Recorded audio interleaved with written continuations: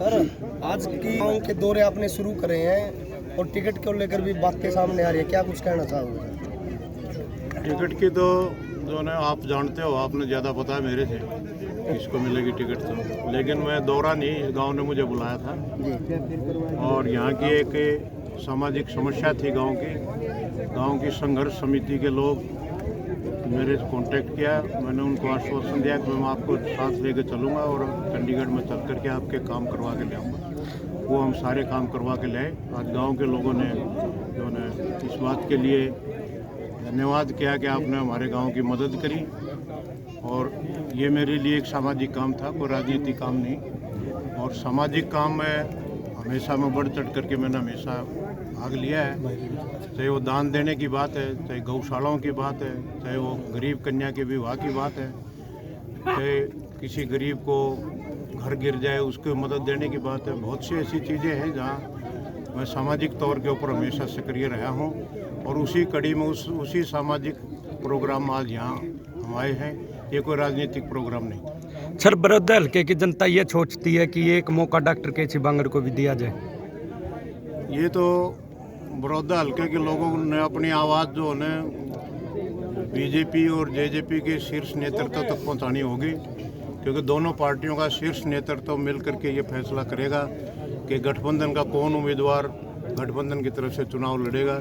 ये तो ना आपके हाथ में है ना मेरे हाथ में, ये तो दोनों पार्टियों के शीर्ष नेताओं को इस बात का फैसला करना है। क्या करोगे? टिकट नहीं मिलेगी तो जिस तरह से अब पसीना बार ऐसे ही पाऊंगा, इससे भी दोगुना। अच्छा सर, 2 दिन पहले अभय सिंह चौटाला जागसी में आया था, बड़ी रैली भी वहाँ हुई थी। उसमें एक बड़ी बात उन्होंने सरकार पे भी आरोप लगाया था कि इस चुनाव में खासकर जाट वर्ग के लोग, जो जाट आरक्षण में बच्चे की जो डेथ हुई थी, उसका रोष निकालेंगे। जाति पाति की बात हम नहीं करते। हम 36 बिरादरी के नेता हैं, 36 बिरादरी का काम करते हैं, 36 बिरादरी को एक लेकर के राजनीति में चलते हैं। हम एक बिरादरी की राजनीतिक प्लेटफॉर्म पे एक बिरादरी की राजनीति नहीं की जाती। और अभय सिंह चौटाला जी जो बात करते हैं वो खुद करके तो कुछ दिखाते नहीं, कहते हैं। सर, जेजेपी बीजेपी का जो गठबंधन है वो कार्यकर्ताओं का गठबंधन इस चुनाव में हो पाएगा? बिल्कुल निश्चित रूप से दोनों पार्टियों के निष्ठावान और अनुशासन प्रिय कार्यकर्ता हैं और दोनों पार्टियां जो है कार्यकर्ताओं की पार्टियां हैं। चल, दोनों पार्टियों के कार्यकर्ताओं को एक व्हाट्सएप के एक मैसेज के थ्रू जो भी मैसेज आएगा, दोनों पार्टियों के कार्यकर्ता उस पर फूल चढ़ाने। चल, दोनों पार्टियों के कार्यकर्ता, दोनों पार्टियों के नेता आए हैं, एक मंच पे एक साथ कभी नहीं दिखे गए। दोनों पार्टियों के जब कोई चुनाव डिक्लेयर होगा और दोनों पार्टियों के शीर्ष नेता जब टिकट का फैसला कर देंगे, आप देखना दोनों पार्टियों के नेता यहाँ पर आएंगे। दोनों पार्टियों के नेता जो न कार्यकर्ता आपको गांव जो ना हाथ में हाथ मिला करके चलते रहेंगे। सर, एक सवाल ये भी रहता है कि दुष्यंत चौटाला अब तक नहीं आए हैं जी। दुष्यंत चौटाला जो है वो अब तक नहीं आए। जब चुनाव का श्री गणेश होगा, सबसे पहला जलसा दुष्यंत चौटाला जी करेंगे। सर, वैसे तो 2 साल हो गए आपको अलग हुए चौटाला साहब से, लेकिन आज काफ़ी दिन बाद आपने सार्वजनिक तौर पर जो चौटाला साहब को याद किया। नहीं, मैं तो हमेशा करता हूँ।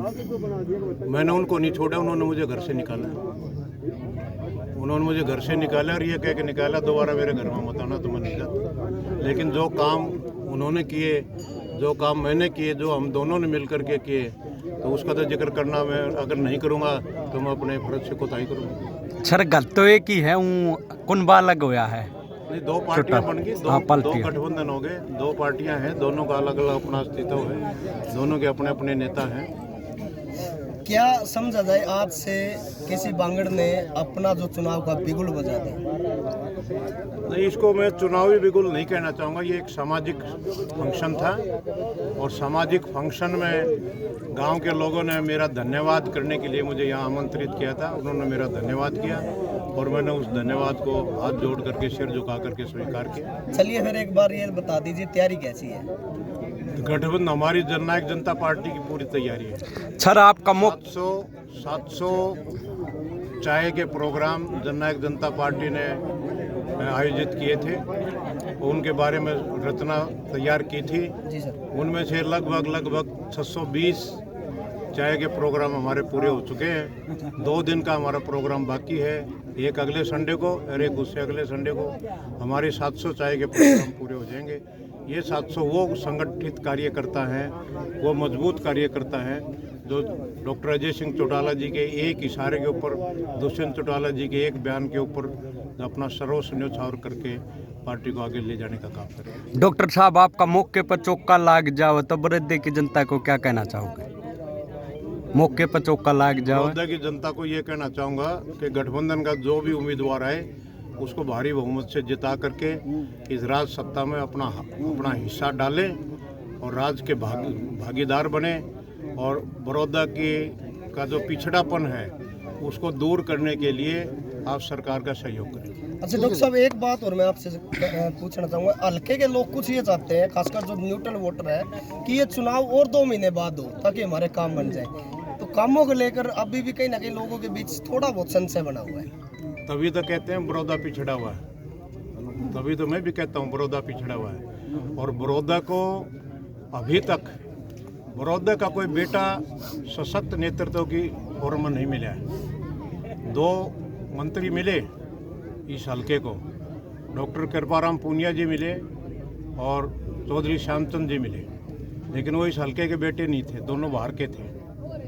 और ऐसे समय पर मिले जब एक समय तो चौधरी बंशीलाल का राज था, वो भिवानी से इधर किसी को कोई विकास देखना ही नहीं चाहते थे। और एक बार डॉक्टर कृपाराम पूनिया जी आए, चौधरी देवीलाल का राज था, बहुत थोड़े समय तक वो जो निष्पक्ष रूप से राजनीति कर पाए, फिर जो है वो गुटबंदी के शिकार हो गए और हल्के में कोई काम नहीं कर पाए, इतना काम नहीं कर पाए जितना वो कर सकते थे गुटबंदी की वजह से।